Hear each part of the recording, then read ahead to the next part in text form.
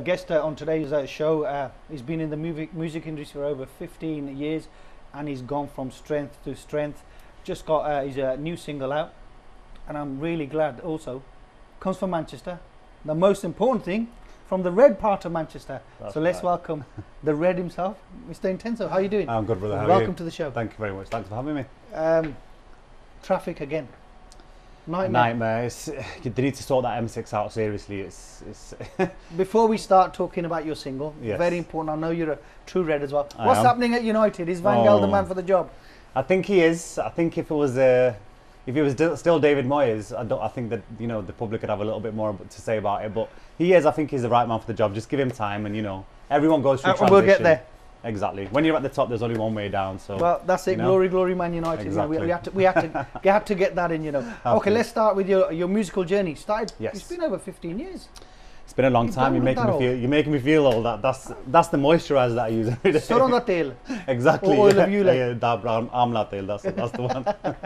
Yeah, it's been a long journey. Obviously, I started off originally as a UK garage MC. So back in the days of sort of Soul Solid Crew and You've all worked with some amazing artists. Yeah, I mean, to be fair, it's kind of been a transition for me as well. Talking about transition, because I started off as a live MC and worked with some huge names back in the day.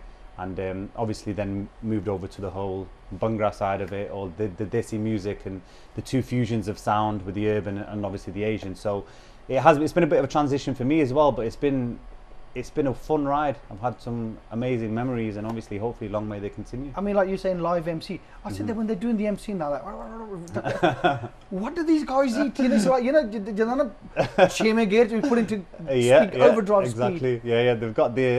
They've definitely had their roti in the morning, and they've had their paratha in the morning. But obviously, you know what it is? It's an art in itself to do it. It's very hard to do. It's not easy. People think it's easy. No, it's very hard. Obviously, there's a lot that goes to doing a live performance, and writing lyrics, actually going onto a mic and entertaining a crowd, keeping that enthusiasm going. It's I mean, the other thing I've noticed when they're emceeing, or a lot of your stuff, you've written the stuff and everything, but there's times where you've had to improvise. Of course, yeah. There and then. Yeah. I mean, I remember back in the day we did a gig once with Pay As You Go, they were called then, and there's an artist now that's huge in the mainstream called Wiley, MC Wiley. Yeah. And I went back to back with him. It was like an East versus West thing. So it was all the Asian MCs and DJs versus all the black MCs and DJs. And they started off doing sort of freestyling. So I had to do my own to, counteract that. So I started dropping the whole Desi lingo.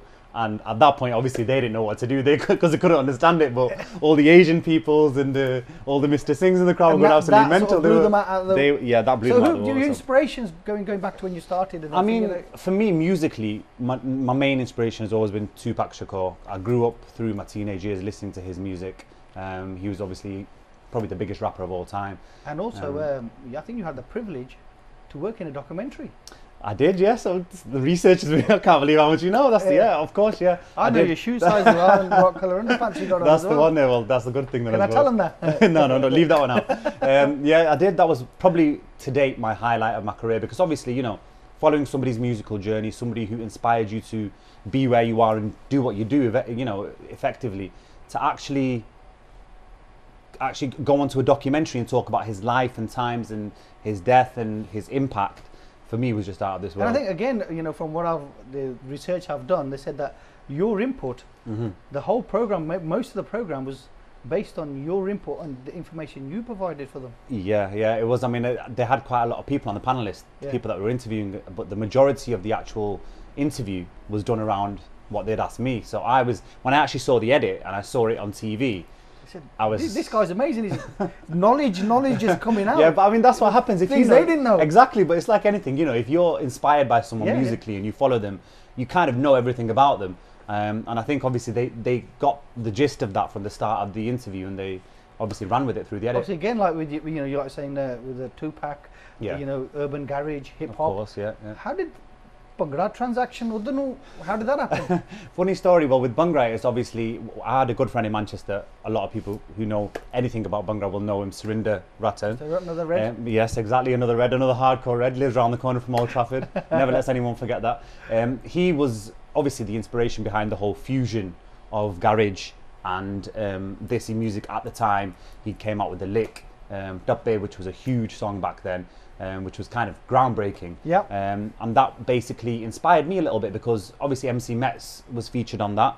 He was actually a resident with me at the club that I used to MC at every Friday. So that kind of inspired me, and I thought, okay, well, if these guys can do it, then, you know, there's no reason why I couldn't.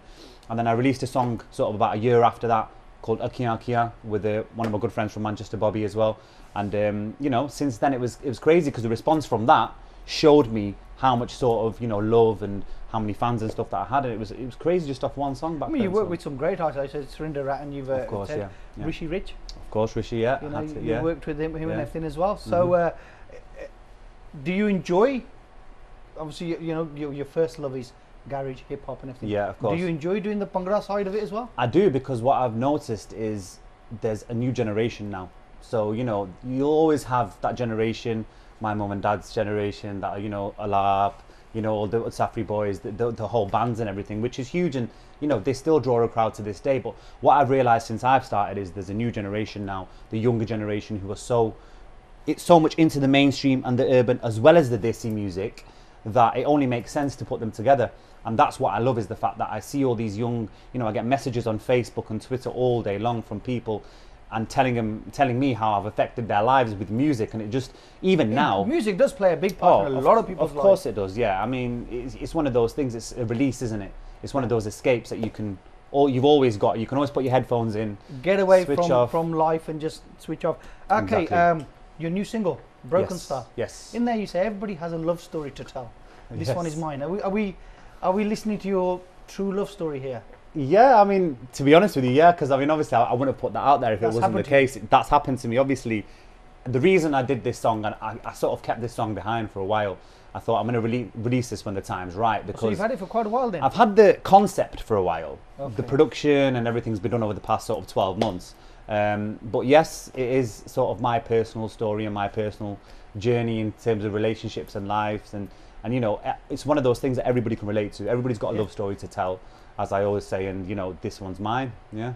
I mean, again, lyrics written by yourself. Yeah, yeah. The raps done by myself. One of my good friends, Roach Killer, he helped me do the composition of the actual song and the chorus, because he's very good with sort of hooks, and you know, you know, from the songs that he's done in the past, he's a very talented dude. And he helped me with the composition of the actual chorus and the lyrics of the chorus. He's much more in touch with the whole Desi element than myself, but yeah, so I've got to give big props out to him for that as well. Again, music, yes. Mr. GV? Very talented guy. He surprised me a lot, to be honest, you know, because GV's kind of come out of nowhere. He's been around for a while. He's more, you associate him more with sort of hardcore Bhangra. Exactly, Desi Bhangra. Desi Bhangra. This is what he actually loved. I mean, from him himself, his own words, are the fact that he actually loved doing this song more so because it was something he's not used to doing. So something different for him, exactly. Different challenge. So he had to kind of think out the box a little bit. And you know, for him, I knew what his strengths were. Musically, he's very adept. Obviously, his chords, his piano playing. I knew that you know, those things were a strength of his, and that's what I wanted to play on a little bit, because I knew this song needed to draw out the emotion and the feeling. Obviously, I had my side in terms of the, you know, the lyrics and what I had to say and my delivery. But I needed somebody to complement that with the music, and he did that beautifully. Again, fantastic video to go along with the track. Thank I you. was trying to watch it, trying to figure out where's it shot, and I couldn't work it out. Right. London, yeah. No, don't look like London. I was trying to figure, where's the video made? Now you're going to be surprised.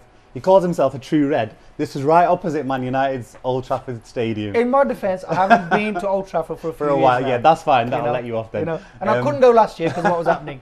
Of course, yeah, no, all right, no. That's literally opposite. It's a new built area, so it's Media City, Salford Quays, which is where now they film Match of the Day, BBC, the ITV. That's the whole sort of media hub now for all the channels. A beautiful place, and yeah, there was a significance of me actually going there as well. In terms of do tell. Well, funnily enough, you've started. You know they say I'll start this, I'll finish. Yeah. Well, okay. So that's the place where in terms of the lady in the song, the story, that was our first sort of home together.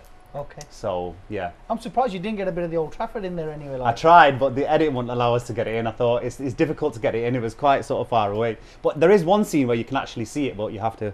Very quick. Very quick. Yeah. Again, obviously, it's a single that you've released. It is, yeah.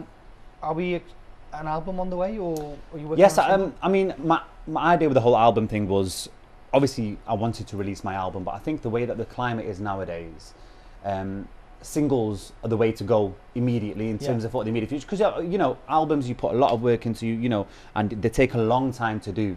I think if you know, with a single, what my aim is to build that fan base. So by the time I do bring my album out, there's those people that are anticipating it. You know, there's a good fan base there already. Don't get me wrong, but I want to be I want to do it at the right time. I don't want to just put an album out there and for it to kind of get lost under the radar a little bit. I want that album to come when there's that, you know, expectation for it. Again, obviously, with the Broken Star, it's your personal, something you've been through. Of course. So the album that you're going to be working on, you're going to be, most of it, again, you write your own stuff. Of course. Will it again be a lot of it be based on what's happened to you? I mean, I think any music, the best music out there, is always done. You know, it is always has the most impact when it's based on your own life experiences. It's all good doing a Bhangra party track, and you know, that's has its own place. Yeah. But I think my impact, that what I want to have is I want to be remembered. So you know, for me, it goes back to the whole Tupac thing. Yeah.